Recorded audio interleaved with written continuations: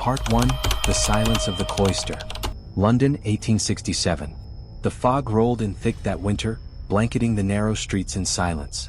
Beyond the city's gaslit alleys, on a hill forgotten by time, stood the remnants of St. Corwin's Monastery, its windows shattered, its bells rusted in their towers. Few remembered the prayers once spoken there. Fewer still dared to approach it after nightfall. But Father Ambrose Greer did. Exiled by the church for heresy, he returned to the ruins not in shame but in devotion. He believed God had not abandoned him, that he had chosen him for something higher, something darker. The monastery greeted him like a tomb opening its jaws. Inside, the air reeked of mildew and candle soot. The old pews were broken, the altar split by time, and the crucifix that hung above it was missing its Christ. Ambrose knelt before the empty cross and whispered, "You never left me." His voice echoed through the empty nave, swallowed by shadows that seemed to listen. He set his single candle on the floor and began to pray. But the silence that answered him wasn't empty, it breathed. The sound came from beneath the stone, a slow rhythm, like a heartbeat buried deep below the floor. Ambrose smiled. "You still live," he murmured. In that instant, the candle flickered and the wind outside ceased. He felt warmth beneath his knees, a faint pulse traveling up through the stone. He lowered his hands, pressed them flat against the floor, and for a moment, it felt as if the church itself was alive. His exile, he believed, was not punishment. It was preparation.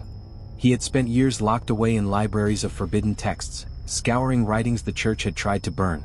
Treatises on blood devotion, on communion not through bread and wine but through flesh. The others had called him a blasphemer. But Ambrose saw only clarity. The body was the vessel of prayer, and the truest sacrifice was one that bled. As night deepened, he moved through the monastery with reverent care, relighting candles whose wax had long turned gray, sweeping aside bones that cracked underfoot. When he reached the old cloister, he saw the faint outline of words carved into the walls, Latin phrases half erased by time.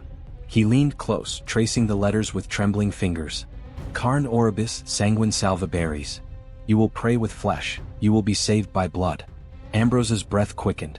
He knew these were not the words of any sanctioned scripture. They were older, purer. A revelation left behind by those who had worshipped before the church gave God a name. He set to work at once, scrubbing the stone, restoring the carvings, and humming hymns no one had sung in centuries. Each night he prayed, and each night the monastery grew warmer, as if waking from a long and hungry sleep. He slept little, ate less. The townsfolk began to whisper that lights flickered in St. Corwin's again, that someone had rekindled the dead chapel's heart. A few claimed they heard chanting at dawn, low, rhythmic, and wrong. But Ambrose didn't care. He was not there for them. He was there for the voice that spoke beneath the stone, the one that guided his prayers in the dark. One evening, as he knelt before the altar, he saw the faint shimmer of red between the floor's cracks. Candlelight glinted off it like wet ink. Ambrose touched it and his finger came away stained.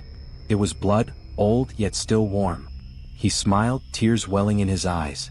"You remember me," he whispered. Then, with trembling devotion, he dipped his quill into that ancient blood and began to write. The parchment drank it greedily, and the words formed themselves as he moved his hand. Not prayers. Not psalms. Instructions. His faith had been exiled by man, but it had been accepted by something far greater. That night, St. Corwin's breathed again. Part 2: The Command Beneath the Altar. When the first winter fog rolled into St. Corwin's, the monastery's bells began to sound without touch or wind. The villagers, drawn by curiosity and fear, gathered at the iron gates but none dared step beyond them. Inside, Father Ambrose Greer knelt before the altar, his robes torn and stained with the deep crimson of old wounds. The words on the chapel walls seemed to breathe that night. What was once carved scripture now pulsed faintly like veins beneath skin. Every letter shimmered wetly under candlelight, as if the stone itself was bleeding. Ambrose had not slept for days. His hands trembled not from exhaustion but from revelation. He claimed the voice had returned, the same voice that had guided him when the church had turned its back on him.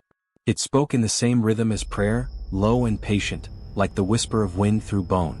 It told him that beneath the altar lay truth, buried, forgotten, and sealed away by men who feared the divine more than they worshipped it. So Ambrose dug. He tore up the stones with his bare hands, breaking nails and skin until blood smeared the marble. Beneath the altar he found earth darker than night and colder than the dead. And in that soil, he uncovered something shaped like a heart, not flesh, not stone, but something between the two, pulsing faintly with a light too red to be holy. The voice grew louder, clearer, commanding him to baptize the relic in his own blood. He obeyed. When his knife met skin, his scream echoed through the chapel, and somewhere deep within the crypt, another voice screamed back, mimicking him perfectly, only moments delayed, as if mocking his faith. From that night onward, Ambrose was no longer seen in daylight. The few who dared to visit the monastery claimed that through the broken windows they saw him standing before the altar, whispering to something unseen. His reflection no longer followed his movements. The candles would light on their own when he entered, and extinguish when he left. A traveler once claimed he heard Ambrose's prayer while passing by at midnight, a prayer not to God but to the one who listened beneath. The church sent a messenger to summon him back to the order, but when the man entered, only the echo of chanting greeted him. He followed it down into the crypt, where every surface was inscribed with words that shifted when read aloud. He found Ambrose there, kneeling before the relic, his head bowed, his back carved with verses of his own creation. When the messenger placed his hand upon Ambrose's shoulder, the monk turned, and his eyes were no longer eyes at all, but twin hollows filled with red light. The messenger fled, but he didn't make it far. His body was found at dawn in the churchyard, mouth open as if mid-prayer, his tongue missing, his hands clutching a rosary made of bone. The church declared it blasphemy and sealed the monastery once again. But the bells continued to toll, their sound growing deeper, slower, as though wrung from beneath the ground. The villagers claimed they began to dream of a crimson altar and a voice calling their names in Latin they could not understand. Some woke with their palms bleeding, shaped like crosses carved by invisible blades. One night, a young boy wandered too close to the monastery gate and was never seen again. His mother swore she heard him praying from inside the church walls days later. When asked what he said, she could only repeat one phrase that haunted her until death. Dominus in sanguine loquitur, the Lord speaks in blood. And so, Ambrose's legend grew. They said he had found the passage between heaven and something darker, something older. That he no longer prayed to be forgiven, but to be remembered. For faith, when starved of grace, feeds on itself. And Ambrose, the banished monk, had become both shepherd and sacrifice.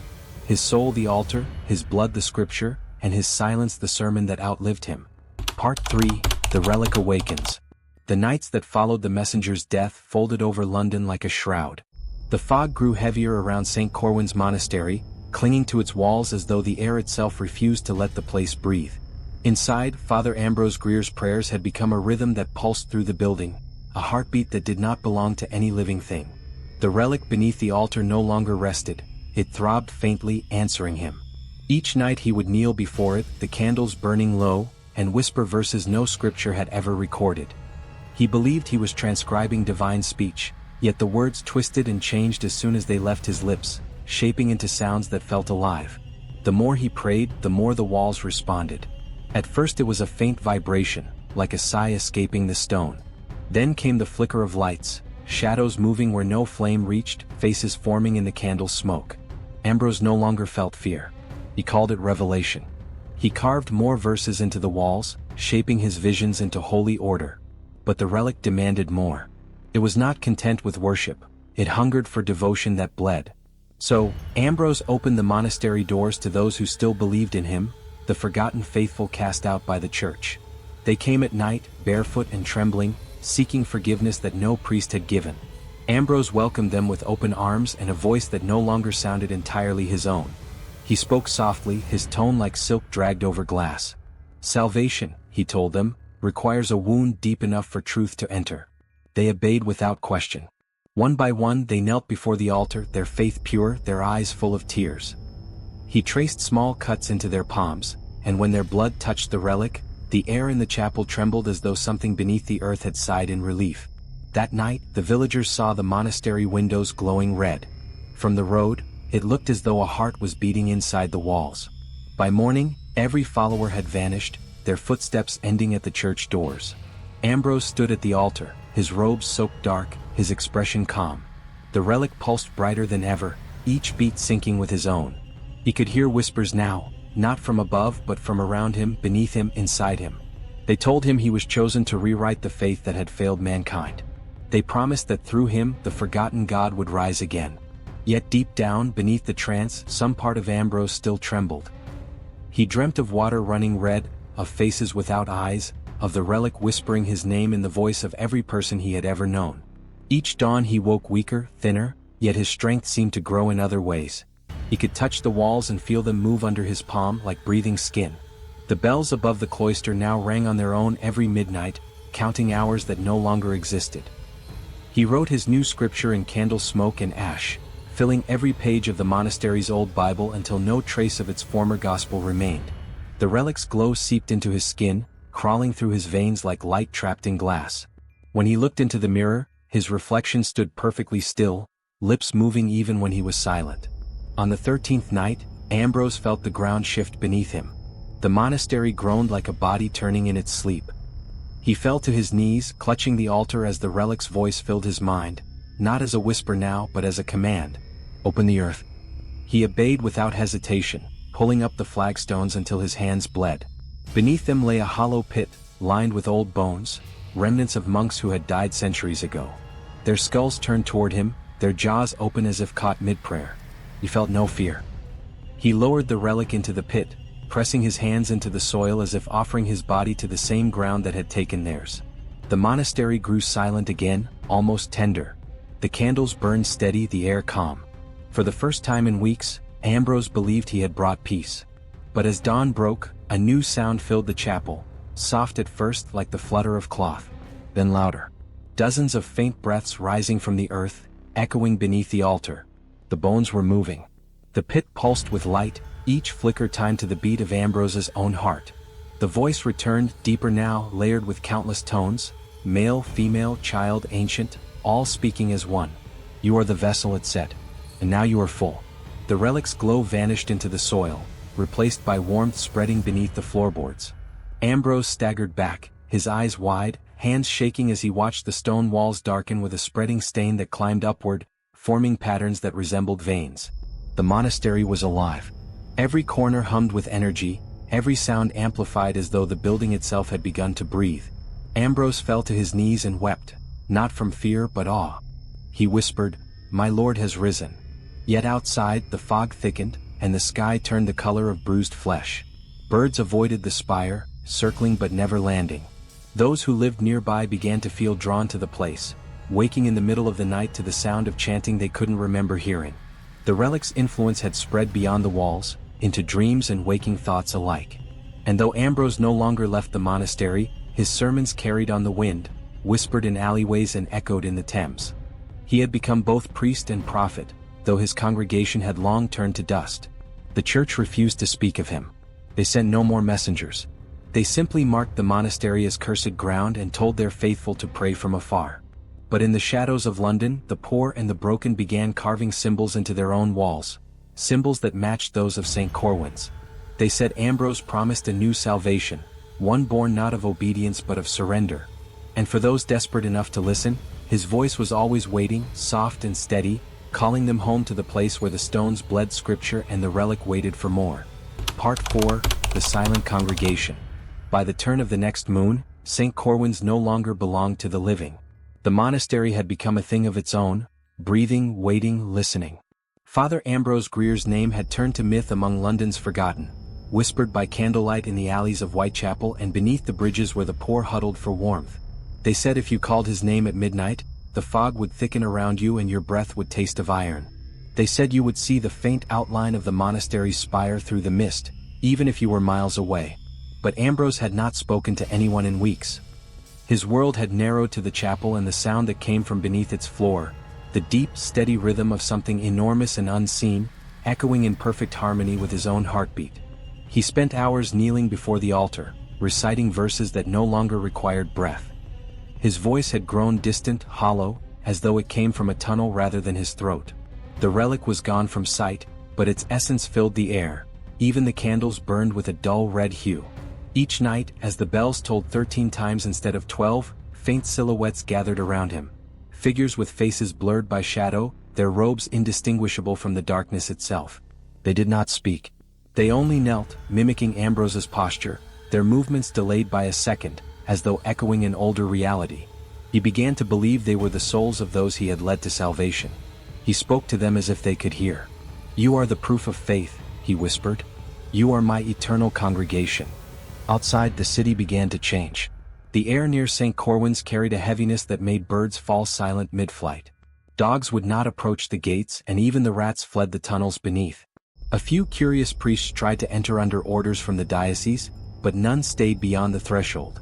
One, a young friar named Elias, wrote in his final letter that the moment he stepped inside, the ground felt alive, soft, as though something beneath it shifted to welcome him. He described hearing a choir singing, but the melody was backward, the notes running from end to beginning like time unraveling. He wrote of Ambrose standing at the altar, his hands raised, the faint shimmer of light moving beneath his skin like veins of fire. Then his words stopped mid-sentence.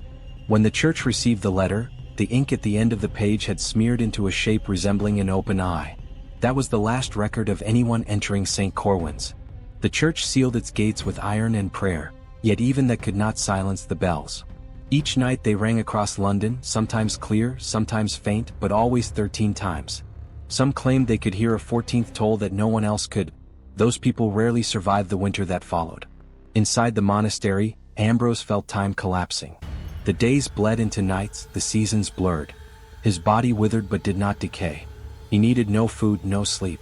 The walls fed him with whispers, the floor breathed beneath his knees, and the shadows around him had begun to take shape.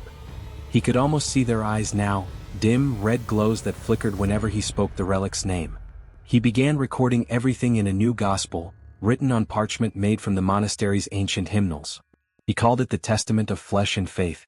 Its pages filled with phrases that defied structure, languages long dead, and symbols no one would later translate. When the ink dried, it shimmered faintly as if alive.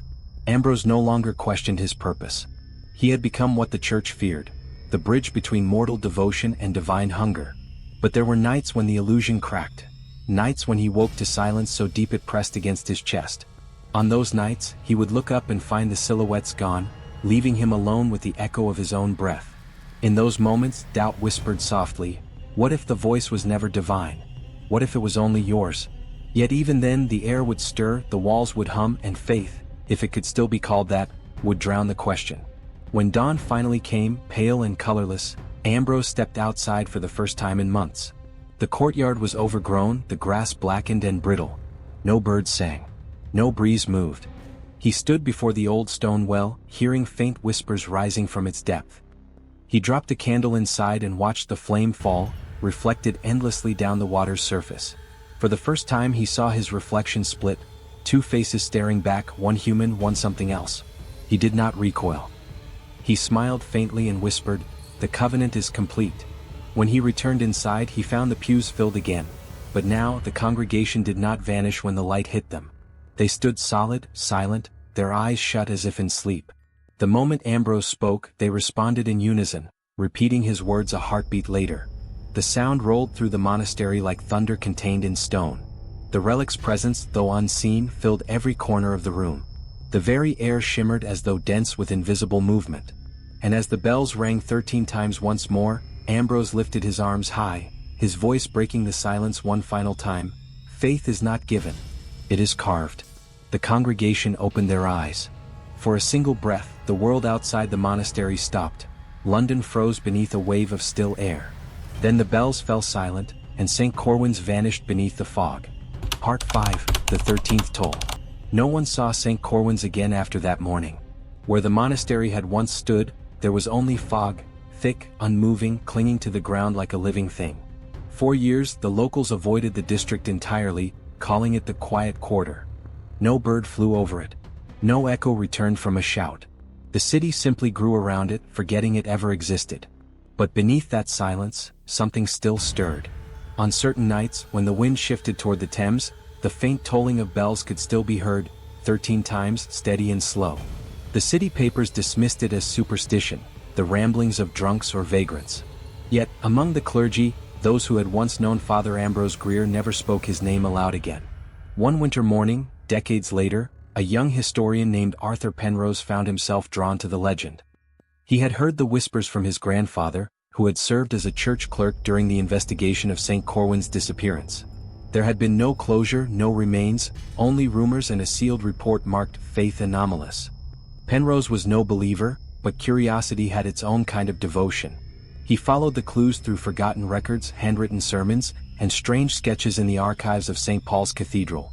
Sketches depicting a monk surrounded by shadows that bent toward him instead of away. One night, under a flickering gas lamp, Penrose found a single surviving page of Ambrose's lost gospel.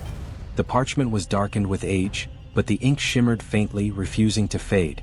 The text was barely legible, written in a mixture of Latin, Aramaic, and something unrecognizable. Only one line stood out clearly: "The 13th toll shall open the covenant."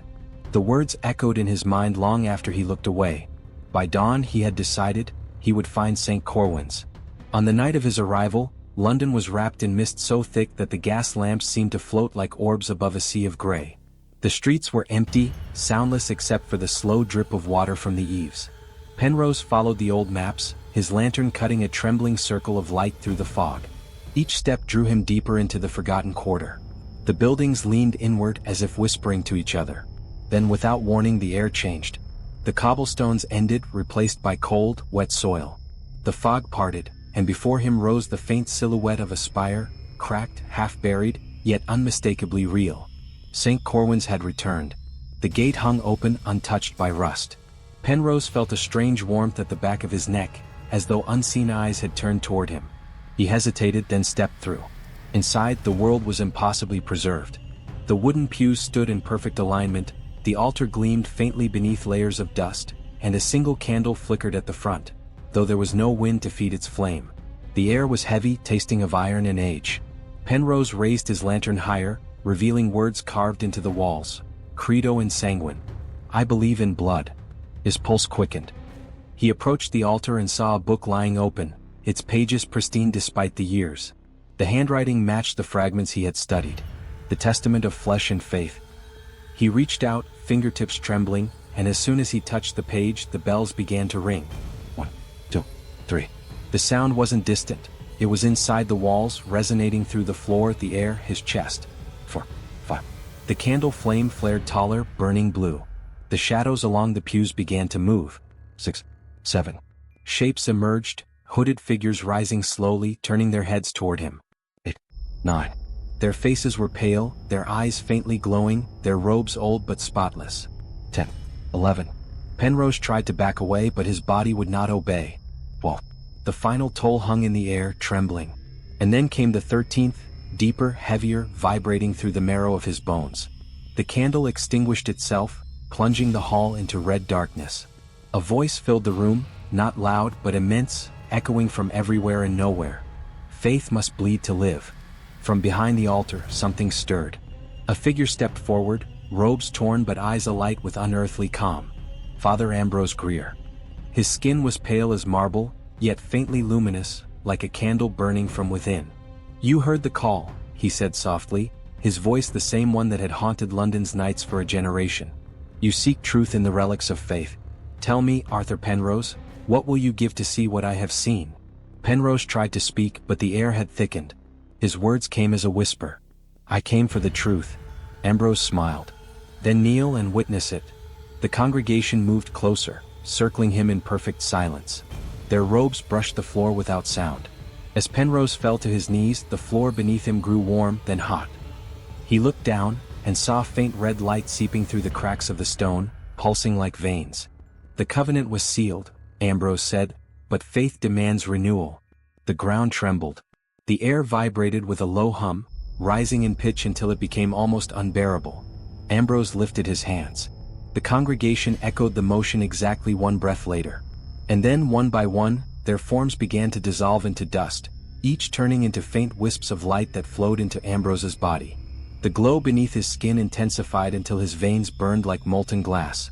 "Every believer," he whispered, "every soul that ever prayed within these walls, they live within the 13th toll." The sound returned, the endless ringing of a bell that had no source, no pause. Penrose clutched his ears, his vision blurring. When he looked up, Ambrose stood inches away. "You wanted the truth," the monk said. "Now you are part of it." Ambrose reached forward and touched his forehead with 2 fingers. The world exploded into white. Penrose saw visions: London burning in silence, the river frozen mid-flow, people standing motionless in prayer as their shadows peeled away from their feet and drifted upward like smoke. He saw St. Corwin's rise from the ground, towering and alive, its spire piercing the clouds. Inside it, Ambrose sat upon the altar, his congregation kneeling eternally, their bodies petrified in devotion. And within each chest, faintly glowing, was a flicker of red light, the mark of the covenant. When Penrose awoke, it was morning. The fog was gone. The monastery was nowhere to be seen. He stood alone in a field of ash where no buildings remained, his lantern burned out beside him.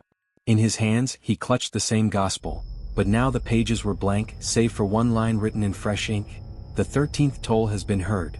In the years that followed, Penrose spoke little of that night. But those who met him noticed that his shadow no longer moved quite right. It lagged slightly, like a heartbeat delayed. And sometimes when he walked past church bells, they would ring without wind or hand. In 1891, his journal was found after his disappearance. Its final entry read, "Faith is not lost. It only changes shape." That same night, across London, 13 bells rang once more, their echoes spreading far beyond the city, crossing oceans, reaching new lands. Some said they were just storms. Others said they were the beginning of something else. But if you stand still in the fog just before dawn and listen closely enough, you can still hear the faintest hum beneath the silence, a rhythm like breathing, waiting, patient. And somewhere in that endless mist, a voice still whispers, calm and eternal, "Kneel and believe."